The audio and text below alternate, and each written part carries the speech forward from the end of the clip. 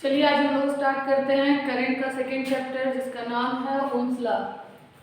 देखिए Ohm's law क्या है, तो ओम नामक वैज्ञानिक थे जिन्होंने किसी चालक तार के विभवांतर को और करंट को मापने के लिए नियम दिया था। ठीक है, जिसमें उन्होंने कहा था कि अगर किसी चालक तार के भौतिक स्थिति को बदला नहीं जाता हो, मतलब कोई तार ले रहे हो, उसी को हम चालक तार बोल रहे हैं। चालक तार किससे बोलते हैं?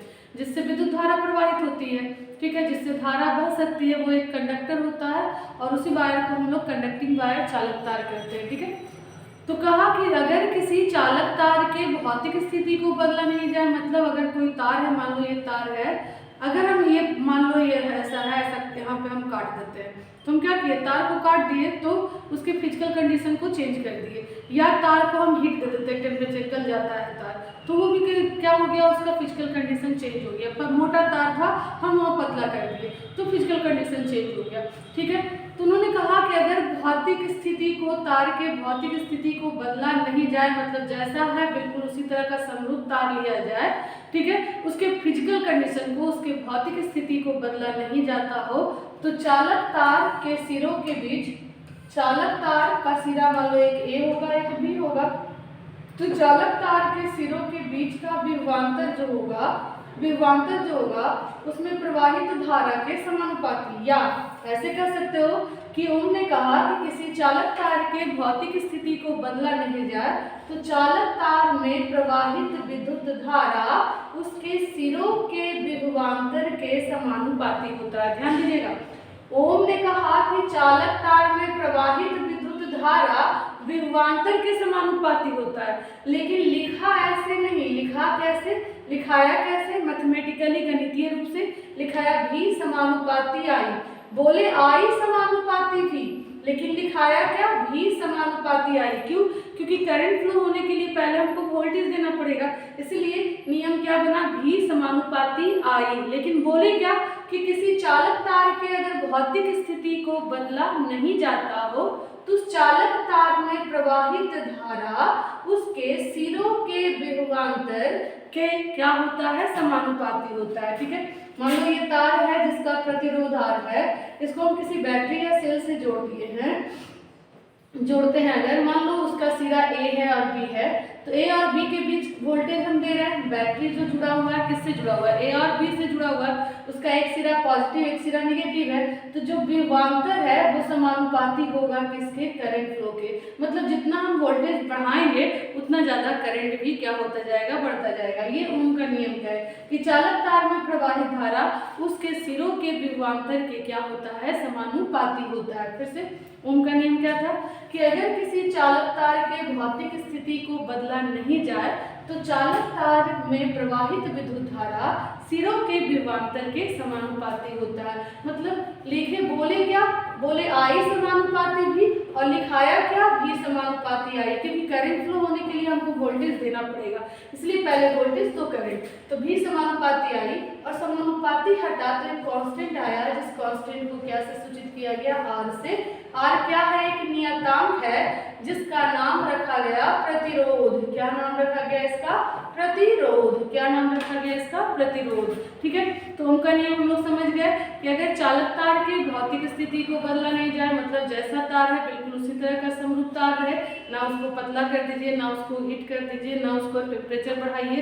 ठीक है, अगर ऐसी कोई स्थिति नहीं करते हैं तो चालक तार में प्रवाहित विद्युत धारा किस पर निर्भर करेगी, उसके सिरों के बीच के विभवांतर के समानुपाती होगा।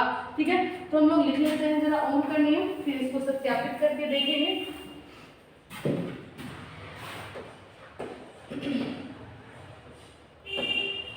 तो ओम का नियम लिखते हैं, 1826 ईस्वी में जर्मन वैज्ञानिक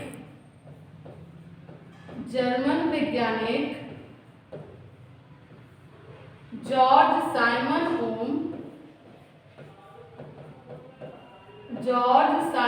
ओम ने कहा कि अगर किसी चालक तार अगर किसी चालक तार के अगर किसी चालक तार के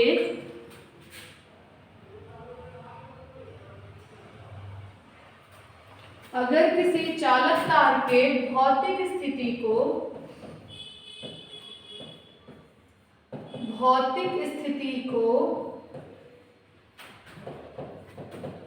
बदला नहीं जाता हो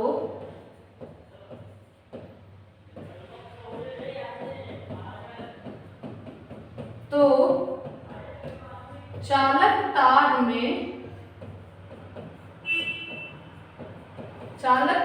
में प्रवाहित विद्युत धारा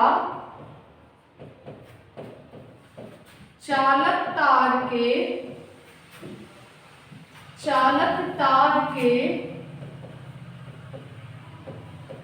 सिरों के बीच के विभवांतर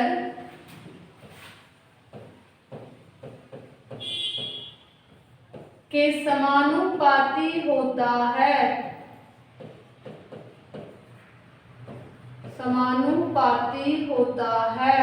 ठीक है, अगर भौतिक स्थिति को बदला नहीं जाए किसी चालक तार का तो उसमें प्रवाहित विद्युत धारा उसके सिरों के विभवांतर के क्या होगा, समानुपाती होगा। अर्थात गणितीय रूप से जब ओम के नियम को लिखा गया, बोले क्या आई समानुपाती भी, लेकिन लिखा गया भी समानुपाती आई, क्योंकि करंट डिपेंड करता है वोल्टेज पे। बिना वोल्टेज दिए करंट फ्लो नहीं करेगा। करंट डिपेंड नहीं कर रहा है वोल्टेज पे, वोल्टेज डिपेंड कर रहा है किस पे, करंट पे। ठीक है, तो भी समानुपाती क्या लिखा, आई, और समानुपाती हटा तो कांस्टेंट आया, जिस कांस्टेंट को आर से डिनोट किया गया, और ओम का नियम बना भी बराबर आई आर, जहां आर एक नियतांक है, जिस नियतांक को क्या कहा जाता है, चालक का प्रतिरोध।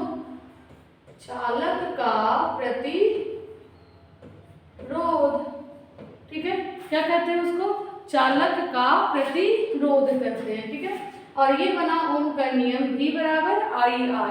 अब हम देखते हैं, इसको सत्यापित करते हैं ओम के नियम को। तो यहाँ लिख रहा है ओम के नियम का सत्यापन। ओम के नियम का सत्यापन। ठीक है, बी बराबर आई आर को सत्यापित करते हैं, जरा देखिएगा। ठीक है, तो कोई ले लो, मान लो ये कोई चालक तार है, कंडक्टिंग वायर है, जिसके अंदर कौन है बाबू, इलेक्ट्रॉन है। ये इलेक्ट्रॉन कब फ्लो करेगा, जब हम इसको वोल्टेज देंगे।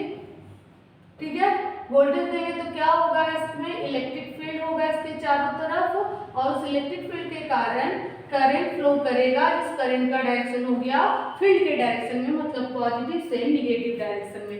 जब ये पॉजिटिव से निगेटिव डायरेक्शन में फ्लो करेगा तो जो इलेक्ट्रॉन है वो करंट के अपोजिट डायरेक्शन में चलेगा। कितना वेलोसिटी से, उस वेलोसिटी को हम क्या से डिनोट करते हैं, वीडी से। मान लो इस चालक तार का लेंथ कितना है, TL है, और इलेक्ट्रॉन इसमें क्या कर रहे हैं, फ्लो कर रहे हैं। कब, जब हम इसमें इलेक्ट्रिक फील्ड सेटअप किए हैं, विद्युत क्षेत्र में रखे हैं इसको, क्योंकि इलेक्ट्रॉन को चलने के लिए इलेक्ट्रॉन पे फोर्स लगाना है, और इलेक्ट्रॉन में फोर्स कहाँ लगेगा, विद्युत क्षेत्र में लगेगा। ठीक है, आइए ओम का नियम हम सत्यापित करेंगे, जरा ध्यान दीजिएगा। तो चूंकि इलेक्ट्रॉन को प्राप्त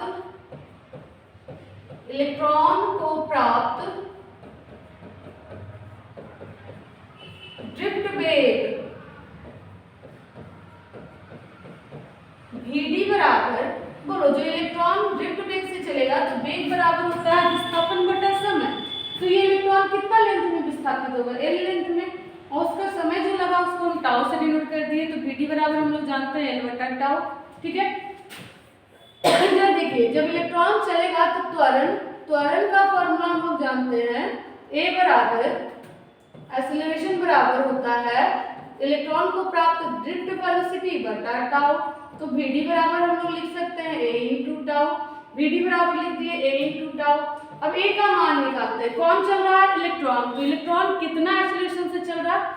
तो देखो तो बाबू, जो इलेक्ट्रॉन चल रहा है वो किसके कारण चला? जब हम इलेक्ट्रॉन को इलेक्ट्रिक फील्ड में डाले। इलेक्ट्रिक फील्ड मतलब एक टर्मिनल को पॉजिटिव में, दूसरे टर्मिनल को निगेटिव में डाले, ठीक है। एक वोल्टेज दी है, जिस वोल्टेज के कारण इसमें क्या हुआ? करंट फ्लो हुआ, ठीक है। तो किसी भी कंडक्टिंग वायर में करंट कब फ्लो होता है? जब हम उसको इलेक्ट्रिक फील्ड में ले जाते हैं, ठीक है। तो इलेक्ट्रिक फील्ड में ले गए तब इलेक्ट्रॉन एक्सेलरेट किया, इलेक्ट्रॉन में त्वरण उत्पन्न हुआ, ठीक है। तो हम फोर्स का फॉर्मूला जानते हैं, कैसे हुआ? देखो, कोई कंडक्टिंग वायर है, जैसे मान लो ये बोर्ड है, ठीक है, ये कोई इलेक्ट्रॉन का फील्ड है, हम तार को इसमें ले जाते हैं। जैसे ले जाते हैं, फील्ड में ले गए, इलेक्ट्रिक फील्ड में ले गए, जैसे इलेक्ट्रिक फील्ड में लिए, इलेक्ट्रॉन को एक ड्रिफ्ट वेग, एक औसत वेग प्राप्त होता है, जिस वेग को हम क्या कहते हैं? ड्रिफ्ट वेग। उसी के कारण इलेक्ट्रॉन एक्सेलरेट करना शुरू करता है, चलना शुरू करता है, ठीक है। तो कैसे चलना शुरू कर दिया? क्योंकि जब हम फील्ड में ले गए तो इलेक्ट्रॉन पर एक फोर्स लगा, जिस फोर्स को कहते हैं हम विद्युत बल, ठीक है। तो वो फोर्स कितना लगा? तो एक बराबर, हम फॉर्मूला जानते हैं, इलेक्ट्रॉन पर फोर्स लगा ई। देखोगे जरा, इलेक्ट्रॉन को जब हम विद्युत क्षेत्र में ले गए तो उस पर फोर्स लगा F बराबर ई, और फोर्स के कारण ये क्या किया? एक्सेलरेट किया। तो फोर्स का फॉर्मूला होता है मास इनटू एक्सीलरेशन बराबर ई। यहाँ से एक्सीलरेशन अगर हम निकाल लें इलेक्ट्रॉन का, तो वो हो जाएगा ई बाई एम। यहाँ रख दो तो Vd बराबर बन गया फॉर्मूला, ई के एक जगह पर रख दिए e by m I into tau. तो Vd बराबर आ गया e by m into tau. Vd बराबर क्या आ गया? E by m into tau. अब चूंकि हम लोग रिलेशन पढ़ चुके हैं बाबू इसके पहले वाले चैप्टर में, चूंकि ड्रिफ्ट वेग Vd तथा विद्युत धारा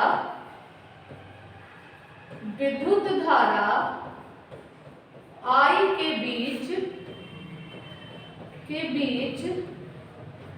संबंध से क्या संबंध पढ़े हैं हम लोग? पढ़े हैं Vd बराबर होता है I बटा ANE। Vd बराबर I बटा ANE। तो I बराबर क्या हो जाएगा? Vd but into ANE। अब इस Vd का मान इक्वेशन फर्स्ट कर दें, तो इस Vd का मान हम यहाँ पे पुट करते हैं, ठीक है। चलेंगे, लिखेंगे समीकरण 1 में Vd का मान रखने पर, तो क्या है? I बराबर क्या है बाबू? Vd ANE, और Vd बराबर हम लोग देख चुके क्या आया था? E by m into tau ANE, ठीक है। लेकिन हमको जो ओम का नियम होता है वो होता है V बराबर IR। तो हमको V के रूप में लाना पड़ेगा, जहाँ V क्या है? विभवांतर है, वोल्टेज है। तो हम इसको इस रूप में लाना पड़ेगा। तो हम जानते हैं एक फॉर्मूला, चूंकि विद्युत क्षेत्र और विभवांतर में, विद्युत क्षेत्र तथा विद्युत विभव में संबंध होता है। आप लोग जानते हो संबंध होता है क्या? E बराबर V बटा L या V बटा R। लेकिन इस कंडक्टर का लेंथ, चूंकि इस कंडक्टर का लेंथ L लिए हैं, तो इलेक्ट्रॉन इतने ही दूर में एक्सेलरेट करेगा। तो हम इलेक्ट्रिक फील्ड E बराबर V बटा L करेंगे, जहाँ V क्या है? विभवांतर, और L क्या है? चालक तार की लंबाई, ठीक है। तो यहाँ E की जगह रख दो, तो I बराबर E के जगह पर V बटा L, तो M इंटू एल, की जगह रख दिए V बटा L इंटू टाउ ANE, ठीक है।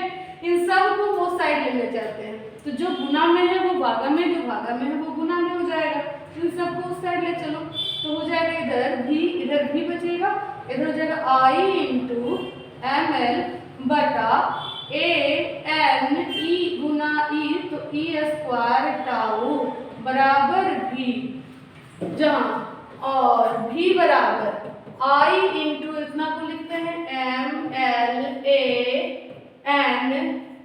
Square tau. देखिए बाबू, इतना सारा चीज कांस्टेंट है। M है इलेक्ट्रॉन का मास, वो चेंज होगा नहीं। L है कंडक्टर का लेंथ, ऐसा नहीं है कि उसमें करंट फ्लो कराएंगे तो जो तार 5 मीटर का हो 10 मीटर का हो जाएगा, लेंथ भी चेंज नहीं होगा। A एरिया है, एरिया भी चेंज नहीं होगा।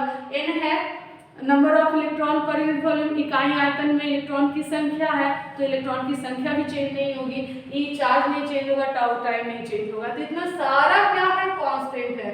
तो इस कांस्टेंट को क्या से लिखा गया, आर से, और बना V बराबर आई आर फॉर्मूला, जो प्रूव हो गया, सत्यापित हो गया। लिख सकते हैं जहां R बराबर कितना है, ml बटा an ई स्क्वायर टाउ, जो क्या है, एक नियतांक है।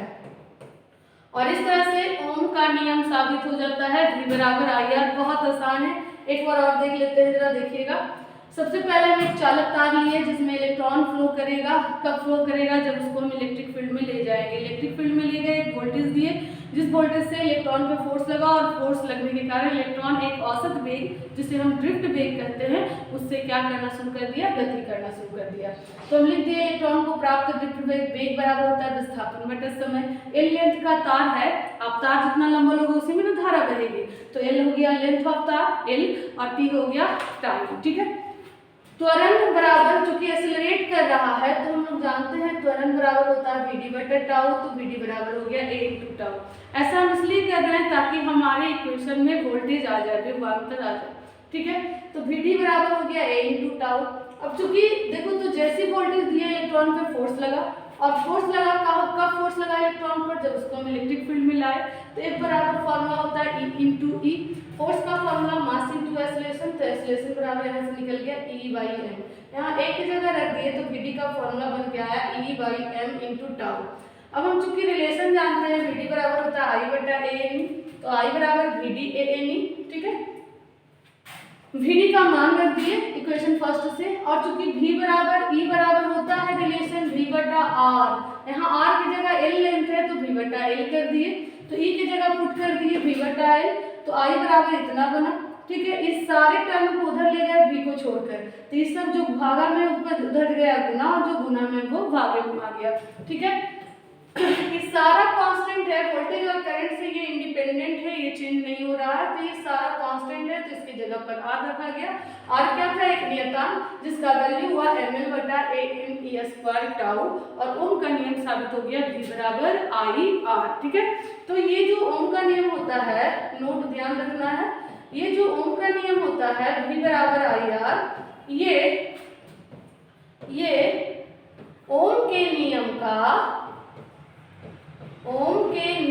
का अदिश रूप होता है। ओम के नियम का अदिश रूप होता है। ये कैसा रूप होता है, ओम के नियम का अदिश रूप होता है। देखो, वोल्टेज विभवांतर ये भी अदिश राशि, करंट अदिश राशि, और आर ये भी अदिश है। ठीक है, तो ये पूरा एक अदिश राशि है, इसलिए ओम का नियम का कैसा रूप हो गया, अदिश रूप हो गया। तो हम जरा देखते हैं कि ओम के नियम का सदिश रूप क्या होता है, मतलब सदिश रूप में जब हम जानेंगे तो ओम का नियम क्या होगा। ठीक है, क्लियर है यहाँ तक आप लोग का। ठीक है, फिर से एक बार देख लो, वीडी बराबर एल बटा टाउ होता है। ठीक है, हम चूंकि लगाए फोर्स, जैसी इलेक्ट्रिक फील्ड में रखे किसको, इलेक्ट्रॉन को, तो उस पर फोर्स लगा, फोर्स बराबर मास इंटू एक्सेलरेशन बराबर ई, तो ए बराबर हो गया ई बटा एम, हो गया ना, ए निकल गया। तो हम जानते हैं एक्सेलरेशन बराबर होता है ड्रिफ्ट वेलोसिटी बटा टाइम, तो वीडी बराबर हो गया ए इंटू टाउ। ए की जगह रख दिए ई बटा एम, आई इंटू क्या हो गया टाउ। यहीं पे आप चाहो तो पुट कर सकते हो, ई बराबर भी बटा है, तो ई की जगह पुट कर दोगे तो ई भी बटा एम एल इंटू टाउ, ये ड्रिफ्ट वेलोसिटी आ गया। जब इतना आ गया तो बस रिलेशन से चल दीजिए, आई बराबर होता है v d a n e, और वी डी बराबर पुट कर दीजिए e by m l into tau into a n e. भी को छोड़ के बाकी को उधर ले चलते हैं, तो आई इंटू क्या हो जाएगा, एम एल बटा ए एन ई स्क्वायर टाउ बराबर भी कितना, एक कांस्टेंट हो गया जिसको आर से डिनोट किया, और साथ हो गया आपका भी बराबर आ गया। ठीक है, आप लोग का क्लियर हो गया होगा। अब इसका चलते हैं, हम कौन सा फॉर्म देखते हैं, सदिश रूप देखते हैं। चलिए,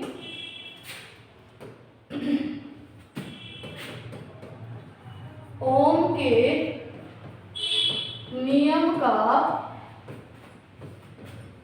सदिश रूप वेक्टर फॉर्म में ओम का नियम कैसे लिखाता है या वेक्टर फॉर्म में ओम का नियम क्या होता है। तो हम ये तो देख लिए कि ओम का नियम का वेक्टर फॉर्म लिख रहे हैं, इसका मतलब इसमें जितनी भी राशियां होगी वो सब क्या होगा, एक सदिश राशि होगा। तो जरा देखिएगा वेक्टर फॉर्म में हम लोग पढ़े थे ड्रिफ्ट वेलोसिटी, ड्रिफ्ट वेलोसिटी मतलब ड्रिफ्ट वेग तथा धारा घनत्व, धारा घनत्व में संबंध। फर्स्ट चैप्टर में हम लोग पढ़ चुके हैं ड्रिफ्ट वेग और धारा घनत्व में संबंध। क्या संबंध पढ़े थे, VD बराबर पढ़े थे J बटा NE, J बटा NE आप लोग को याद होगा, VD बराबर J बटा NE। आप पीछे वाले चैप्टर में अगर नहीं पढ़े हैं तो पीछे वाले चैप्टर को पढ़ लीजिए, तभी ये ज़्यादा अच्छे से आपको समझ में आएगा, ठीक है। तो VD बराबर क्या हम करेंगे, J बटा NE। चलिए तो J बराबर क्या हो जाएगा, VD NE। चूंकि VD बराबर हम लोग जान चुके हैं क्या, E बटा M इंटू टाउ, रख दें यहाँ पर। तो VD के जगह पर E M टाउ NE, ठीक है।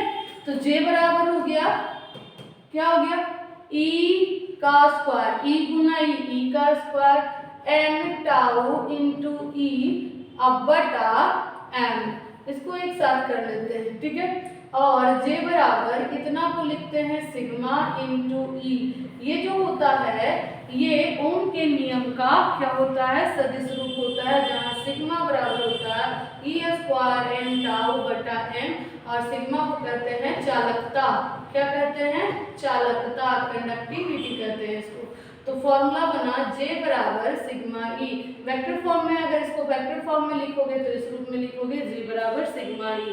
तो ये क्या है, ओम के नियम का, ओम के नियम का सदिश रूप, ओम के नियम का ये क्या है, सदिश रूप है। क्या है, सदिश रूप। तो सदिश रूप में ओम का नियम क्या हो गया, J बराबर सिग्मा E, और अदिश रूप में क्या हो गया नियम, V बराबर IR। चलिए ओम का नियम क्लियर हो गया होगा आप लोग को, आगे बढ़ते हैं और डिफाइन करते हैं हम लोग प्रतिरोध को। तो विद्युत प्रतिरोध किसे कहते हैं, हम लोग देख लिए प्रतिरोध पीछे, ठीक है। विद्युत प्रतिरोध जिसको कहते हैं इलेक्ट्रिक रेजिस्टेंस, इलेक्ट्रिक रेजिस्टेंस किसे कहेंगे, विद्युत प्रतिरोध। तो प्रतिरोध, प्रतिरोध विरोध उत्पन्न करने वाला, ठीक है। तो कहाँ विरोध उत्पन्न होगा, जहाँ धारा बहेगी वही ना विरोध उत्पन्न कर सकते हैं हम, ठीक है। किसका विरोध कर रहा है, नाम तो पढ़ो, विद्युत प्रतिरोध मतलब विद्युत का विरोध कर रहा है, मतलब जो आवेश बह रही है उसका ये विरोध कर रहा है। तो क्या विरोध करेगा, उसके बहने का विरोध करेगा। तो विद्युत प्रतिरोध किसे कहेंगे, तो चालक तार में कौन प्रतिरोध उत्पन्न कर सकता है, कहाँ विरोध होगा, तो कहाँ, जहाँ आपका करंट क्या होगा, फ्लो करेगा। करंट कहाँ फ्लो करेगा, चालक तार में, चालक में फ्लो करेगा। तो यानी ये जो गुण होगा वो किस में पाया जाएगा, चालक तार में पाया जाएगा। जहां भी करंट फ्लो करेगा वहां एक गुण होगा जिससे करंट फ्लो करेगा, उसमें एक प्रॉपर्टी जरूर होगा, वो अपने से धारा के बहने का क्या करता है, विरोध करेगा, ठीक है। तो नाम से विद्युत प्रतिरोध मतलब इलेक्ट्रिक रेजिस्टेंस मतलब इलेक्ट्रॉन के फ्लो का ये क्या करेगा, विरोध करेगा। तो कहाँ फ्लो हो रहा है, चालक में, यानी ये जो गुण पाया जाएगा प्रतिरोधकता का गुण, प्रतिरोध का गुण, वो किस में पाया जाएगा, चालक तार में, जिसमें धारा बह रही है। तो डिफाइन किया जाता है विद्युत प्रतिरोध को कि किसी चालक तार में पाए जाने वाला वह गुण जो अपने से प्रवाहित होने वाली विद्युत धारा का क्या करता हो, विरोध करता हो, क्या कहलाता है, विद्युत प्रतिरोध कहलाता है। फिर से रिपीट कर रहे हैं, समझ लीजिए। विद्युत प्रतिरोध मतलब विद्युत जो बह रही है उसका प्रतिरोध करेगा। तो कहाँ वो प्रतिरोध करेगा, जहां वो बहेगा। कहाँ बह रहा है, तो चालक में बह रहा है, ठीक है। देखते हो ना कि अगर हम चांदी का तार लेते हैं, थोड़ा भी हाई वोल्टेज देते हैं तो वो गल जाता है, एल्युमिनियम का तार ज्यादा लोडिंग में गल जाता है। तो ऐसा क्यों हो रहा है, क्योंकि उसका रेजिस्टेंस ज्यादा है, प्रतिरोध ज्यादा है, और ज्यादा प्रतिरोध होने के कारण वो क्या करता है, धारा को बहने से ज्यादा रुकता है, जिस कारण आपका तार गर्म होता है, और गर्म होने के कारण वो गल जाता है, ठीक है। तो ज़्यादा लोडिंग में हम उस तार का यूज करते हैं जिसका प्रतिरोध क्या रहेगा, कम रहेगा। जैसे कॉपर का प्रतिरोध एल्युमिनियम से, चांदी से, ये सबसे बहुत कम होता है, ठीक है। तो जिसका प्रतिरोधकता कम होगा हम उसका उपयोग ज़्यादा करते हैं, वो ज़्यादा लोडिंग में यूज करते हैं। क्यों? क्योंकि वो धारा को बहने से कम प्रतिरोध करता है, कम विरोध करता है। चलिए तो फिर से कहेंगे, विद्युत प्रतिरोध किसे कहते हैं? किसी चालक तार में पाए जाने वाला वह गुण जो अपने से प्रवाहित होने वाले विद्युत धारा का क्या करे, विरोध करे, उसे हम क्या कहते हैं? विद्युत प्रतिरोध कहते हैं, ठीक है। चलिए लिखेंगे, किसी चालक तार में पाए जाने वाला वह गुण जो अपने से प्रवाहित होने वाले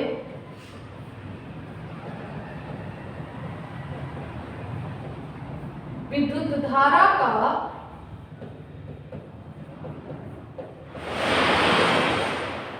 विरोध करता हो,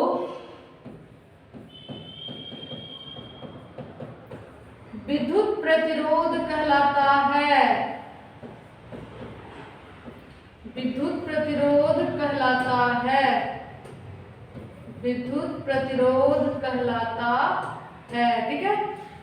तो सिंपल हम लोग विद्युत प्रतिरोध किसे कहते हैं? तो हम लोग सिंपल भाषा में बोल देते हैं, जो धारा के प्रवाह का विरोध करे वो क्या है? प्रतिरोध है। जो धारा के प्रवाह का अपोज करता हो, विरोध करता हो, वो क्या है? एक प्रतिरोध है, ठीक है। प्रतिरोध को हम किससे डिनोट किए? आर से। तो प्रतिरोध को आर से सूचित किया जाता है।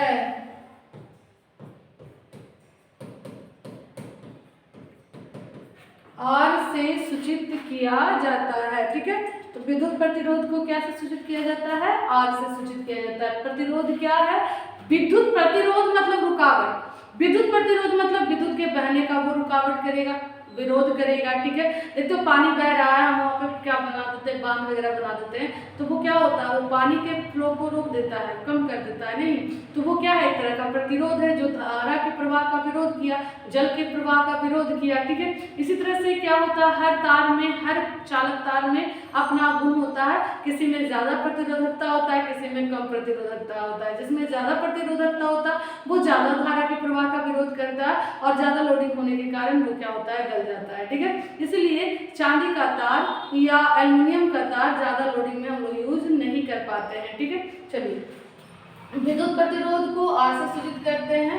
तो ओम के नियम से अगर हम लिखें, ओम के नियम से अगर हम लिखें, तो ओम का नियम क्या है? V बराबर आई आर। तो R बराबर हम लोग लिख सकते हैं V बटा आई। अगर मैथमेटिकली इसको डिफाइन करोगे तो कहोगे क्या? चालक तार के सिरों के विभवांतर और उसमें प्रवाहित धारा का अनुपात क्या कहलाता है? प्रतिरोध कहलाता है, ठीक है। ऐसे भी हम लिख सकते हैं, V क्या है? विभवांतर चालक तार के सिरों का, और ये क्या है? विद्युत धारा। तो चालक तार के सिरों का विभवांतर और विद्युत धारा का अनुपात भी क्या कहलाता है? प्रतिरोध कहलाता है, ठीक है। चूंकि ओम के नियम से आया, इसलिए विद्युत प्रतिरोध का मात्रक का एसआई मात्रक ओम होता है, ठीक है। और ओम को संकेत में बाबू ऐसे डिनोट करते हैं, शिवलिंग की तरह, ठीक है। शिवलिंग की तरह इसको डिनोट किया जाता है। देखिए विद्युत प्रतिरोध का सीजीएस मात्रक जो होता है, या ईएसयू जिसको आप बोल सकते हो, विद्युत प्रतिरोध का ईएसयू मात्रक, या इसको सीजीएस भी बोलते हैं हम लोग मात्रक, वो क्या होता है? स्टेट ओम होता है। क्या होता है? स्टेट ओम होता है। क्या होता है? स्टेट ओम होता है, ठीक है। चलिए आगे चलिए, अब देखते हैं इसका बीमा क्या होता है। विद्युत प्रतिरोध का बीमा, तो हम बीमा निकाल ले। आर बराबर V बटा आई। V क्या है? विभवांतर, और आई क्या है? प्रतिरोध। हम बता रहे हैं बापू आप लोग को कि ई भी फाई याद रखना है। ई है इलेक्ट्रिक फील्ड, विद्युत क्षेत्र, भी है विभवांतर इलेक्ट्रिक पोटेंशियल, और फाई है इलेक्ट्रिक फ्लक्स। ठीक है, इसको याद रखने के लिए हम बोले थे कैसे याद रखना है। 11 31 12 31 13 31, 11 31 12 31 13 31, आगे 2 प्लस पीछे 2 माइनस। ठीक है, कैसे बैठाएंगे तो m लिखिए, n लिखिए, t लिखिए, a लिखिए, पावर बैठा दीजिए 11 31, पावर बैठा दीजिए m l t a, 12 31 power बैठाइए m l t a 13 31। ठीक है, आगे 2 प्लस पीछे 2 माइनस। ठीक है, तो हमको v का चाहिए विभवांतर का, तो v का रख दें 12 31, तो रख लीजिए m l t a, और पावर बैठा दे 12 31, आगे 2 प्लस पीछे 2 माइनस। अब करंट को क्या डिनोट करते हैं a से, a पर एक पावर उसको ऊपर ले जाएंगे तो क्या हो जाएगा -1, तो हो जाएगा आपका m l 2 t inverse 3 a inverse 2। तो रेजिस्टेंस का आ गया डायमेंशन, क्या आया ml2 t inverse 3 a inverse 2, क्या आया ml2 t inverse 3 a inverse 2 होता है। ठीक है, ये आया प्रतिरोध। चलिए तो अभी तक हम क्या देखे, प्रतिरोध क्या है, जो धारा के प्रवाह का विरोध करे। प्रतिरोध का यूनिट क्या हो गया ओम, EC यूनिट या सीजीएस यूनिट क्या हो गया स्टेट ओम। ठीक है, ओम का डायमेंशन क्या हो गया ml2 t inverse 3 a inverse 2। ठीक है, ml2 t inverse 3 a inverse 2। चलिए अब आप देखिए चालन, चालन जिसको कहते हैं कंडक्टेंस, चालन कंडक्टेंस। चालन कैसे कहते हैं, तो प्रतिरोध जो विरोध करे, चालन जो चलने में सहायता करे। ठीक है, यानी प्रतिरोध रुकावट है, विरोध उत्पन्न करा, चालन चला रहा, मतलब प्रतिरोध का ये क्या हो गया, उल्टा हो गया। ठीक है, तो चालक तार का वो गुण जो अपने से धारा को बहने दे वो क्या कहलाएगा, चालन कहलाएगा। मतलब सीधा भाषा में हम बोल सकते हैं चालन क्या है, तो जो धारा के प्रवाह का क्या करे, सपोर्ट करे। ठीक है, यानी ये प्रतिरोध का क्या है, व्युत्क्रम। प्रतिरोध धारा के प्रवाह का क्या कर रहा था, विरोध कर रहा था। ये चालन नाम से देखो ना, चालन चलाने वाला, वो रोक रहा है, ये चला रहा है, मतलब उसका क्या है, व्युत्क्रम है। तो चालन किसे कहेंगे, प्रतिरोध के व्युत्क्रम को चालन कहते हैं। प्रतिरोध के व्युत्क्रम को क्या कहते हैं, चालन कहते हैं। ठीक है, चालन को क्या से डिनोट किया जाता है, तो चालन को G, कैपिटल G से सूचित किया जाता है। ठीक है, तो चूंकि चालन क्या है, प्रतिरोध का व्युत्क्रम है, तो चालन बराबर 1 क्या लिख सकते हैं, प्रतिरोध मतलब R। ठीक है, चालन का एसआई मात्रक, चालन का एसआई मात्रक, तो यहाँ से हम देख सकते हैं बाबू की प्रतिरोध का मात्रक ओम होता है, तो G बराबर 1/ओम। 1/ओम मतलब इसको क्या हम बोलेंगे, प्रति ओम। प्रति ओम या ओम का उल्टा जो होता है उसको महो भी कहा जाता है, तो प्रति ओम कहो या महो कहो, जिसको उल्टा सिग्नल से दर्शाते हैं। ठीक है, तो ओम का उल्टा क्या, महो। ठीक है, तो चालन कैसा है, मतलब प्रति ओम या आप क्या कह सकते हो, महो होता है। ठीक है, क्या होता है, महो होता है। चलिए तो ये तो हो गया चालन। आगे चलते हैं, अब जानते हैं विद्युत प्रतिरोधकता। विद्युत प्रतिरोधकता इसको कहते हैं इलेक्ट्रिक रेसिस्टिविटी। इलेक्ट्रिक रेसिस्टिविटी, विद्युत प्रतिरोधकता। ठीक है, देखिए क्या है विद्युत प्रतिरोधकता, तो फिर से कहे क्या कि किसी चालक तार का प्रतिरोध जो होता है वो चालक तार के लंबाई के बढ़ने के साथ बढ़ता है। ध्यान रखिएगा, प्रतिरोध जो किस में पाया जा रहा है, किसका गुण है, चालक तार का। तो चालक तार की लंबाई जितनी ज्यादा होगी प्रतिरोध उतना क्या होगा, बढ़ता जाएगा, क्योंकि वो किसका गुण है, चालक तार का गुण है, उसी के अंदर का गुण है। तो वो जितना ज्यादा लंबा होता जाएगा उसकी वो प्रतिरोधकता की गुण क्या होती जाएगी, बढ़ती जाएगी। ठीक है, प्रतिरोध का गुण क्या होता जाएगा, बढ़ता जाएगा। तो कहा किसी चालक तार का प्रतिरोध उसकी लंबाई के समानुपाती होता है, अर्थात लेंथ जितना बढ़ेगा उसका प्रतिरोध भी उतना क्या होता जाएगा, बढ़ता जाएगा।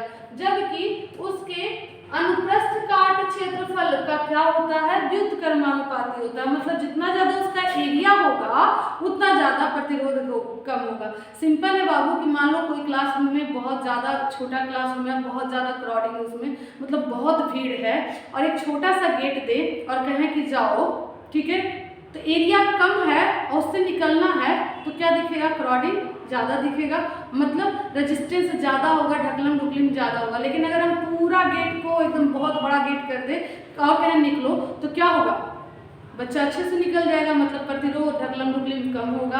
यानी एरिया बढ़ने पर रेजिस्टेंस का वैल्यू क्या होगा, घटेगा, जबकि लेंथ बढ़ने पर रेजिस्टेंस का वैल्यू क्या होगा, बढ़ेगा। ठीक है, तो R समानुपाती L के होता है, जबकि R व्युत्क्रमानुपाती किसके होता है, A के। मतलब लेंथ बढ़ाते हैं रेजिस्टेंस बढ़ता है, और एरिया बढ़ाएंगे तो रेजिस्टेंस का वैल्यू क्या होगा, घटेगा। ठीक, इन दोनों को एक साथ लिखा गया तो R समानुपाती हुआ L बटा A। समानुपाती का चिन्ह हटता है तो आप जानते हो एक नियतांक आता है, जिस नियतांक को रो से सूचित किया गया, और रो को ही कहते हैं चालक का प्रतिरोधकता। ये रो नियतांक है, ध्यान रखिए, नियतांक जो किसी पर निर्भर नहीं करेगा, ये नियतांक है, ध्यान रखना बार-बार, नियतांक है। रो क्या है, नियतांक है, जो किसी भी निर्भर नहीं करता है, ना L पर ना A पर, क्योंकि ये नियतांक है। तो ये निर्भर किस पर करता है, तो प्रतिरोधकता पदार्थ की प्रकृति पर केवल निर्भर करती है। ध्यान रखना आप लोग को कि किसी भी चालक तार का प्रतिरोधकता उसकी प्रकृति पर निर्भर करेगा। अगर आप एक ले रहे हैं 10 मीटर लंबा कॉपर तार और एक ले रहे हैं 20 मीटर लंबा कॉपर तार, तो उसका प्रतिरोधकता जो है दोनों का सेम होगा, ना कि लंबाई चेंज होने से चेंज हो जाएगा। दोनों का क्या होगा, प्रतिरोधकता जितना इसका होगा उतना ही इसका होगा। क्यों, क्योंकि दोनों कॉपर का तार है, दोनों की प्रकृति सेम है। ठीक है, तो प्रतिरोधकता जो निर्भर करता है वो केवल पदार्थ की प्रकृति पर।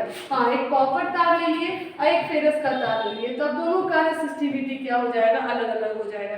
क्लियर है, तो क्या कहा गया कि किसी चालक तार का प्रतिरोध उसकी लंबाई बढ़ने से बढ़ेगा, लंबाई घटने से घटेगा, मतलब प्रतिरोध का वैल्यू लेंथ के अकॉर्डिंग क्या होता है, चेंज होता है। और किसके अकॉर्डिंग चेंज होता है, एरिया के। एरिया बढ़ाओगे तो प्रतिरोध विरोध करना क्या होगा, कम होगा। ठीक है, आप लोग देखते ही हो लोडिंग जहाँ ज्यादा रहता है वहाँ ज्यादा मोटा तार का हम लोग यूज करते हैं, इसलिए यूज करते हैं ताकि एरिया इंक्रीज करेगा तो रेजिस्टेंस कम होगा, और रेजिस्टेंस कम होगा तो करंट आसानी से उससे फ्लो कर जाएगा। ठीक है, तो किसी हम लोग लिख सकते हैं किसी चालक तार का प्रतिरोध लंबाई के समानुपाती और एरिया का क्षेत्रफल का व्युत्क्रमानुपाती होता है। ठीक है, तो विद्युत प्रतिरोधकता के लिए लिखेंगे किसी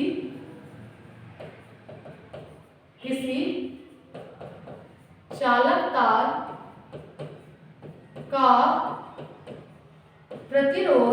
का प्रतिरोध लंबाई के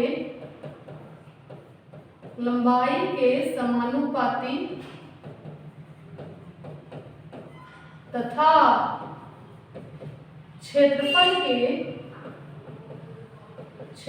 के व्युत्क्रमानुपाती होता है। व्युत्क्रमानुपाती होता है, अर्थात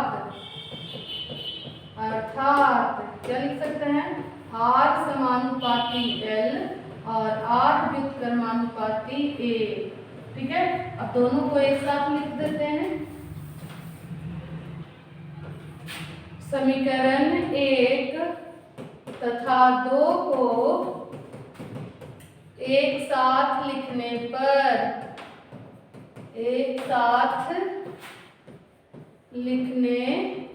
तो R समानुपाती L व्युत्क्रमानुपाती A। समानुपाती हटा तो एक कांस्टेंट आया जिसको रो से डिनोट किए, और R बराबर क्या हुआ, रो L बटा A। R बराबर क्या हुआ, रो L बटा A, जहाँ रो क्या है, एक नियतांक है, जिस नियतांक को क्या कहते हैं, विद्युत प्रतिरोधकता। क्या कहते हैं, विद्युत प्रतिरोधकता। ठीक है, और नोट ध्यान रखना है, नोट लिख लेंगे जरा। नोट क्या हुआ, ये प्रतिरोधकता एक नियतांक है जो ना कि एल पर निर्भर करेगा ना ही ए पर निर्भर करेगा। ये ऑब्जेक्टिव भी आपके एग्जाम में पूछता है, एकदम कंठस्थ रखना इसको। प्रतिरोधकता का मान केवल किसके बदलने से बदलेगा, पदार्थ की प्रकृति के। बाकी लेंथ बदल दो, एरिया बदल दो, उसमें इसको कोई मतलब नहीं है। ठीक है, तो लिखिए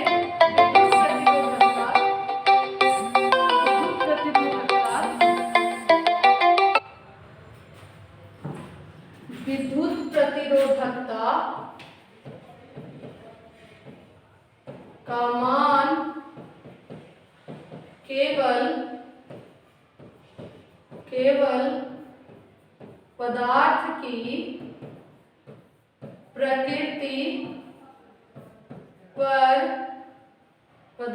की प्रकृति पर निर्भर करता है। तो विद्युत प्रतिरोधकता केवल किस पर निर्भर करता है, पदार्थ की प्रकृति पर। एकदम ध्यान रखना, ऑब्जेक्टिव पूछता है आपका कि प्रतिरोधकता किस पर निर्भर करता है, लंबाई पर, एरिया पर, प्रतिरोध पर, तो आप या पदार्थ की प्रकृति पर। तो आपको क्या लिखना है, पदार्थ की प्रकृति। ठीक है, ये बहुत इंपॉर्टेंट पॉइंट है बाबू, ध्यान रखना है कि किसी भी चालक तार का प्रतिरोधकता बदलता है उसकी प्रकृति बदलने से। अगर प्रकृति सेम है तो आप लंबा तार लो, मोटा तार लो। अगर सेम तार है, सेम मटेरियल का, तो उसकी रेसिस्टिविटी भी क्या होगी, सेम होगी। चलिए आगे चलते हैं। क्योंकि R बराबर फॉर्मूला बना रो एल बटा ए, तो रो बराबर क्या हो जाएगा, आर ए बटा एल। जरा इसका यूनिट लिख देते हैं। देखो तो रेजिस्टेंस का यूनिट हम जानते हैं ओम, एरिया का क्या हो गया बाबू, मीटर स्क्वायर, अब बटा लंबाई का मीटर। तो 1 मीटर से 1 मीटर कट जाएगा तो ये आ गया ओम मीटर। तो इसका यूनिट क्या आ गया, ओम मीटर। ठीक है, प्रतिरोधकता का ऐसा यूनिट क्या होता है, ओम मीटर। जरा इसका यूनिट लिख ले, अब डायमेंशन लिख लेते हैं। विद्युत प्रतिरोध से सीजीएस यूनिट पूछेगा तो क्या हो जाएगा, ओम की जगह स्टेट ओम और मीटर की जगह सेंटीमीटर, तो स्टेट ओम सेंटीमीटर। ठीक है, अभी मान लिख ले। तो प्रतिरोधकता, विद्युत प्रतिरोधकता का बीमा होता है, क्या होगा, तो रो बराबर आर ए बटा एल, यही ना है फॉर्मूला। अभी हम लोग लाए रेजिस्टेंस का, क्या आया था, ml2 3/3 a/2 12/32। ठीक है, अब बटा एरिया को कैसे, L2 डायमेंशन होता है और लंबाई का डायमेंशन क्या होता है, L। एक L से एक L कट जाएगा तो ऊपर एक L बचेगा, तो बचेगा यहाँ एक L, यहाँ 2L, तो ml3 3/3 a/2। तो प्रतिरोधकता का बीमा आया ml3 3/3 a/2, ml3 3/3 a/2। ठीक है, जैसा एक चीज देख लेते हैं बाबू, चूंकि R बराबर है रो L बटा A, इफ यदि हम कहें, यदि L बराबर 1 मीटर लंबा तार हो और उस तार का एरिया हो 1 मीटर स्क्वायर, तो 1 L की जगह 1 रख दो, A की जगह 1 रख दो, तो रेजिस्टेंस और रेसिस्टिविटी क्या होगा, सेम। और इसी को कहते हैं हम लोग स्पेसिफिक रेसिस्टिविटी। ठीक है, जब किसी चालक तार के यूनिट लेंथ हो, यूनिट एरिया हो, तो उसकी प्रतिरोधकता उसके प्रतिरोध के बराबर होता है। ठीक है, जिसको हम कहते हैं स्पेसिफिक रेजिस्टेंस। क्या कहते हैं इसको, विशेष प्रकार का हो गया, तो इसलिए इसका नाम पड़ गया विशिष्ट प्रतिरोध। तो आपको कोई पूछेगा विशिष्ट प्रतिरोध क्या है, तो आप कहोगे किसी चालक तार के इकाई लंबाई और इकाई क्षेत्रफल होता है तो उसकी चालकता उसके प्रतिरोध के बराबर होता है, और इसे जिसे हम विशिष्ट प्रतिरोध कहते हैं। ठीक है, चलो अब जैसा और देख लो, क्वेश्चन देता है बाबू, R बराबर फॉर्मूला है रो L बटा A। आपको क्वेश्चन देता है कि अगर किसी चालक तार के लंबाई को दुगना कर दें तो उसके प्रतिरोध में क्या चेंज आएगा, दुगना होगा, 4 गुना होगा, इस तरह का ऑब्जेक्टिव आपके बोर्ड एग्जाम में आता है, बार बार पूछता है।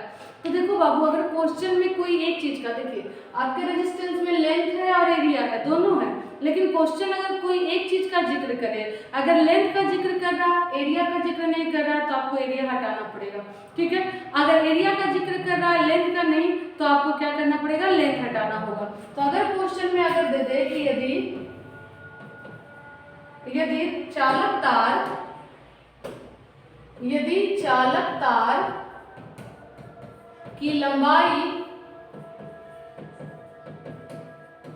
को दुगना कर दे, तिगुना कर दे या आधा कर